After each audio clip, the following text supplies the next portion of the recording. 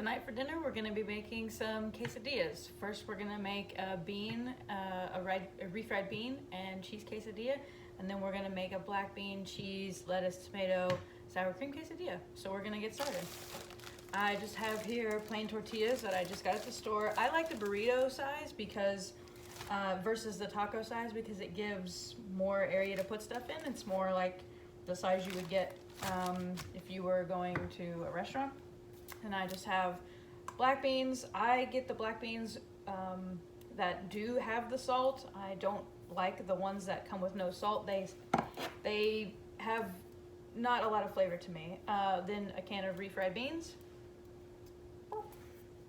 And here is nacho or a taco blend of cheese. It's not in the original bag because that bag wouldn't seal back up, so we put it in this. This does not have any of the nacho or the taco seasoning in it. This is just the different cheese mix.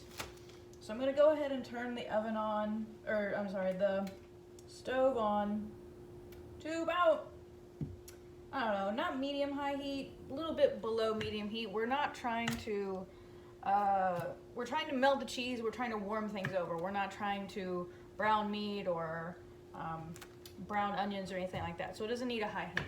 So I'm gonna go ahead, open these cans, and then we'll go from there. So I open my can of black beans, and I like to pour them in a strainer like this and just rinse them with some water. Now I'm just gonna open my can of refried beans. And by now the skillet should be at least warm enough to get that cheese melting and heat up, melt the cheese, and get the get this first quesadilla going. I don't know if you would call this actually a quesadilla. I don't know what constitutes it as a quesadilla, but I call it a quesadilla. So I'm gonna slide that there, and then actually I found that one of the best methods for getting these black beans out, or refried beans out, and I'm just gonna take them straight out of the can, is a spatula just like that. For what we want to do, we just want to spread it around. How I typically do this is I will do whatever I am putting in the quesadilla just on the one side.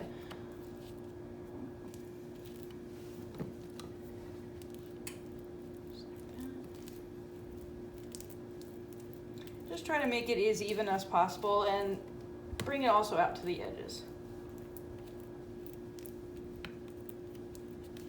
So we'll go ahead and throw that in there. The reason I like to do that is because I kind of like to do just one at a time, but just leave this edge that doesn't have anything in there right up on there, so that we're just really focusing on this side, and then once this cheese starts to melt down, we can just flip this over and then put this side down.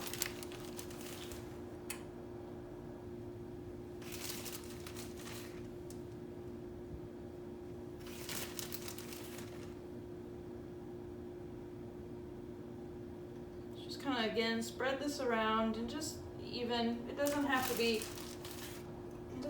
a lot. In the beginning, when I was making quesadillas, one thing I always made the mistake of doing was filling it too full of things, and then everything spilled out.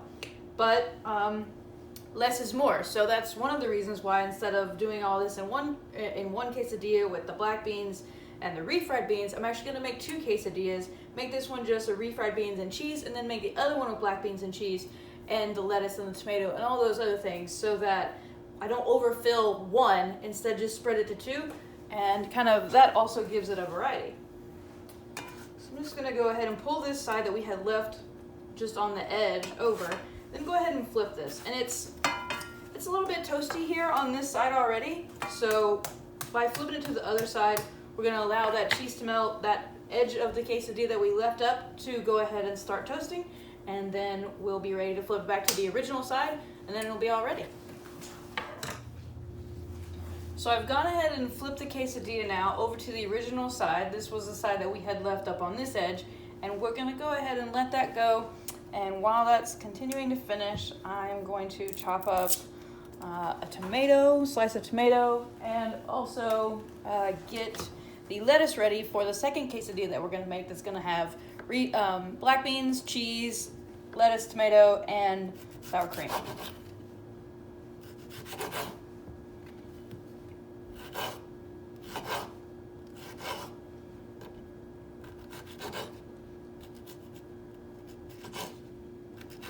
It's not a whole lot of tomato, but again, like I said before, one mistake I had made in the beginning was putting way too much in there and things would just fall out.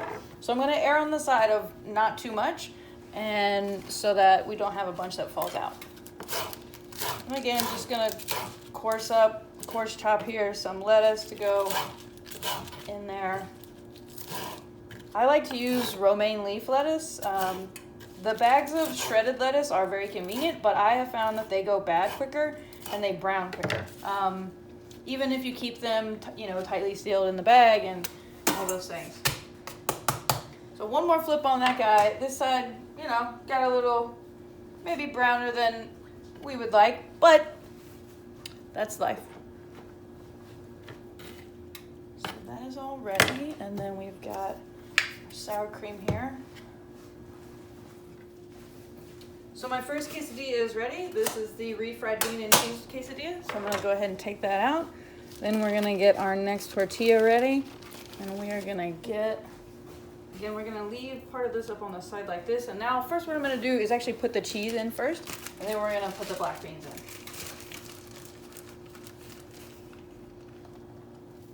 Cheese is what we're trying to get to melt, so it makes sense to put that in first. On the other one I didn't do that, but we were also at that point trying to heat the refried beans. And I guess in this case you could also say we're trying to heat the black beans, although at room temperature, that's pretty good. So go ahead with that cheese.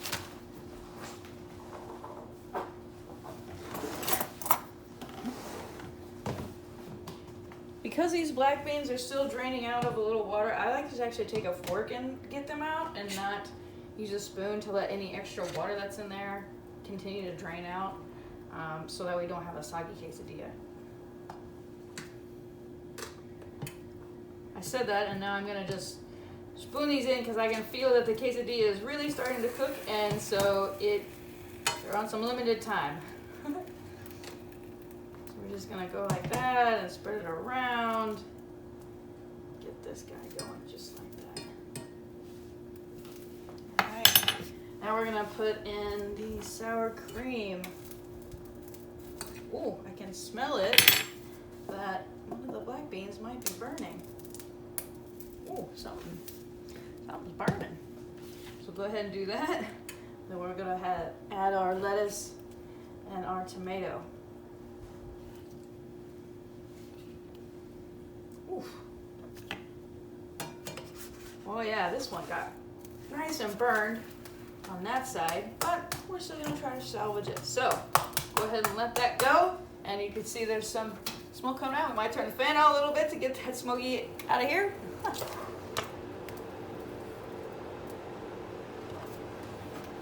So this other side's probably not gonna have much time.